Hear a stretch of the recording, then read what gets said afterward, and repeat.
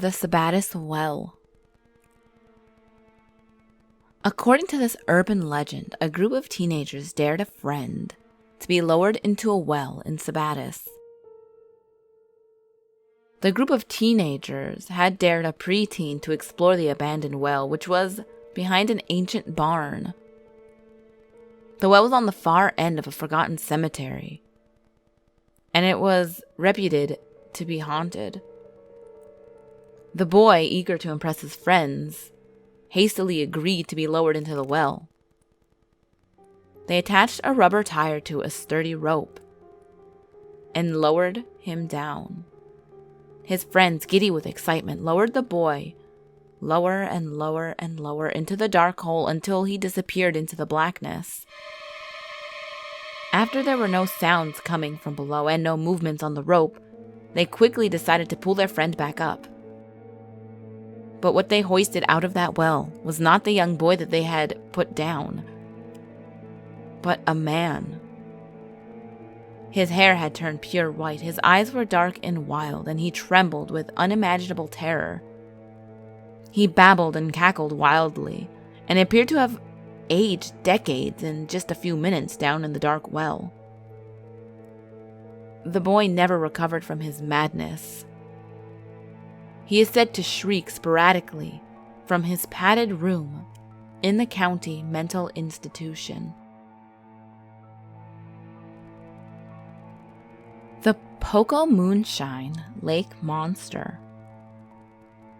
Pocomoonshine Lake is a 4-square-mile lake in parts of Princeton and Alexander.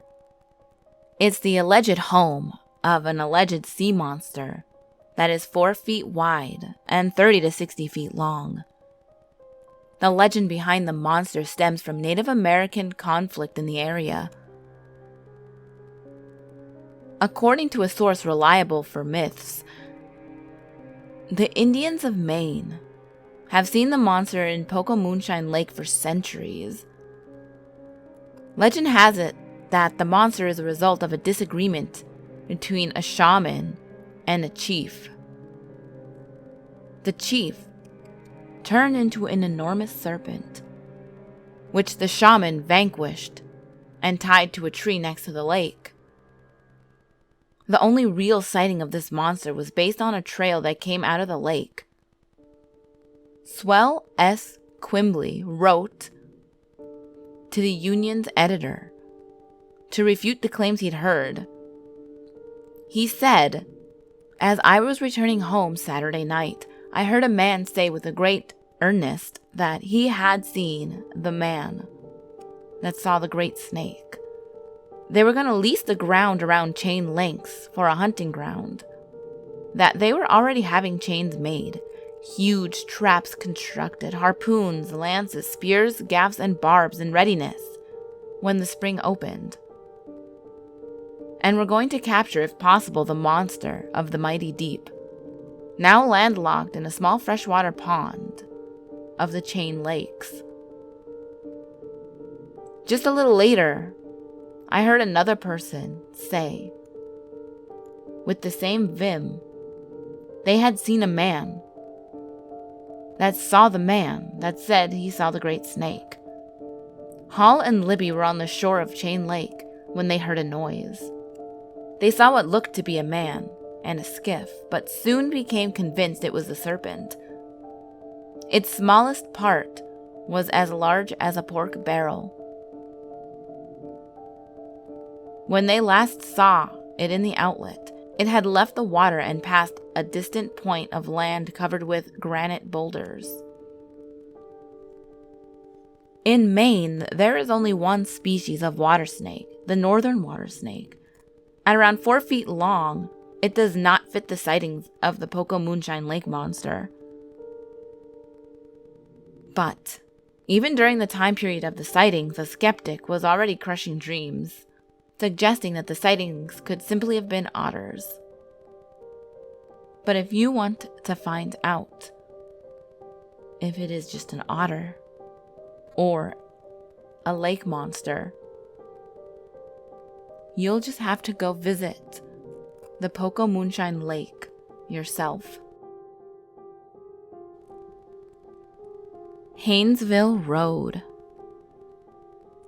While there are numerous haunted places in Maine, one of the most haunted is said to be a rural section of a road in northern Maine off US Route 2, known as Route 2A. This particular stretch of road runs through what is known as the Haynesville Woods in the town of Haynesville, in the southern portion of Aroostook County. Before the construction of Interstate 95, Route 2 was traveled by truck drivers hauling potatoes from Maine to other locations.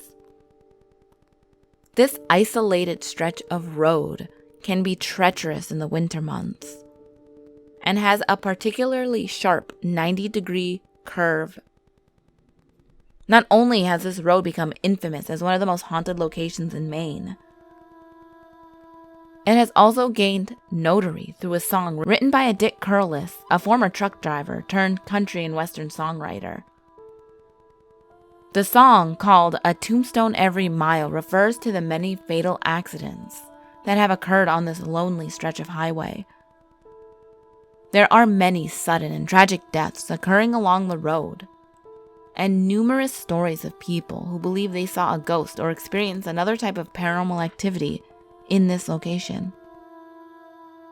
One of the most frequently told stories by locals is that of an apparition of a young lady who either appears suddenly out of nowhere or is seen walking along the side of the road.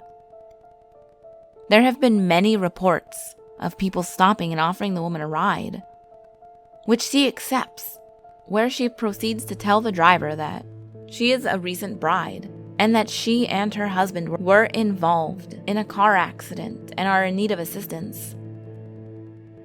As soon as she gets into the car, the driver experiences a sudden chill, which seems to be emanating from his or her passenger side. Upon nearing the end of what locals call the Haynesville Woods, the lady suddenly vanishes into thin air. This vanishing hitchhiker is believed to be the spirit of a young woman who was traveling with her husband along Route 2A on a cold winter day when their car ran off the road and struck a utility pole.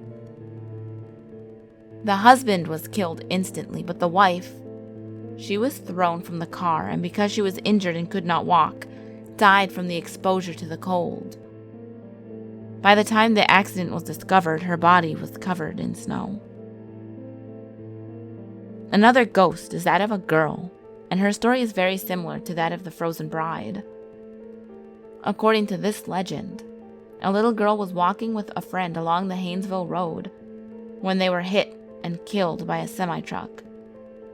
Records do reveal that two girls, both aged 10, died August 22nd, 1967 in Haynesville.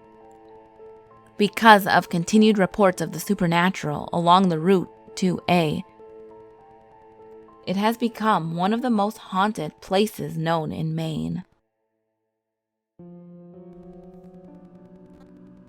Colonel Buck's Cursed Tomb. A drive along Maine's craggy coast is annoyingly picturesque. Pretty little towns and roads are clotted with leisurely drivers, when all you really want to do is have a clear path to the cursed tomb of Colonel Buck. Perhaps the curse can be blamed for the traffic problems. People in this part of Maine can pin particularly anything on that damned tomb. The tomb of the town's founder, Colonel Jonathan Buck, features a mysterious stain. The image of a woman's stocking-clad foot, or maybe a boot. The leg stain on the memorial, according to legend, came about when Colonel Buck burned a witch, and her leg rolled out of the bonfire. His heirs tried to clean the foot off of the stone, and are said to have replaced the monument twice, but the foot keeps coming back. The curse was called down upon the colonel by the deformed son of the witch. Your tomb shall bear the mark of a witch's foot for all eternity. The legend of the mysterious tomb of Buckspot grew and mutated over the centuries, fully forming a tourist attraction when locals started selling postcards. Out-of-staters poured into the town to see the ghostly smudge. The town, recognizing a good thing, had upgraded the cursed tomb experience in recent years. Many visitors note another stain high up on the monument in the shape of a sideways heart. This may signify that Buck had either a secret love of the witch or of women's feet. An accompanying plaque at the site lists some facts about Colonel Buck, noting that he was an honorable, industrious man, and that he had built the first boat in Bucksport. But what really happened, no one knows. There are some points to consider. That, 1, no witches were ever put on trial in Maine. Colonel Buck was a justice of the peace, and that he was born in 1719, long after the last witch was killed in America. The stain appears on a monument in Colonel Buck's memory 75 years after he died, on March 18th, 1795. His grave is in another part of the cemetery, and his real tombstone is unblemished. Then again, if you were going to the trouble of inflicting an internal curse, you'd want it on the big Buck monument, right up front where everyone would know about it. All these years later, they do.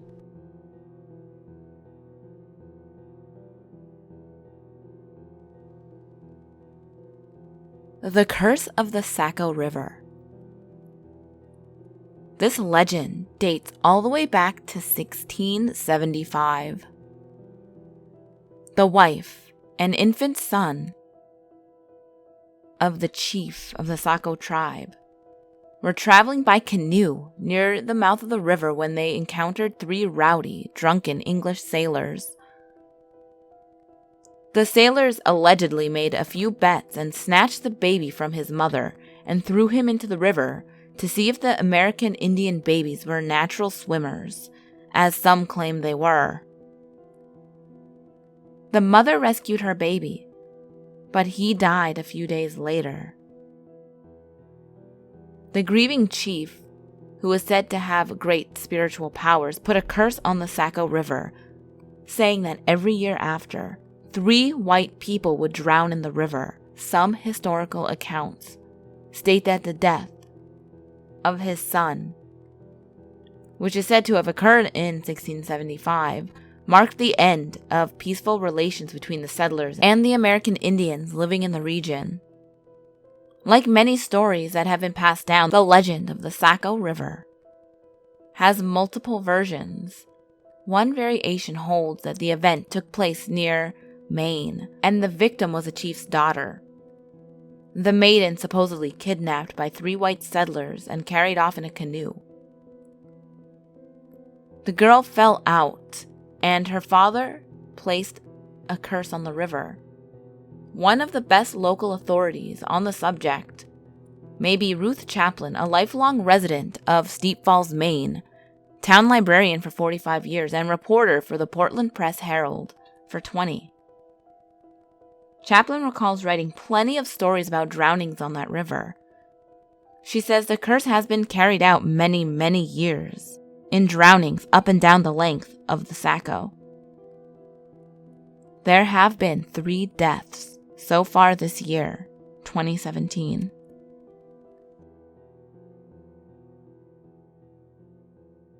I hope you ghouls enjoyed these Maine urban legends. I love researching urban legends so much.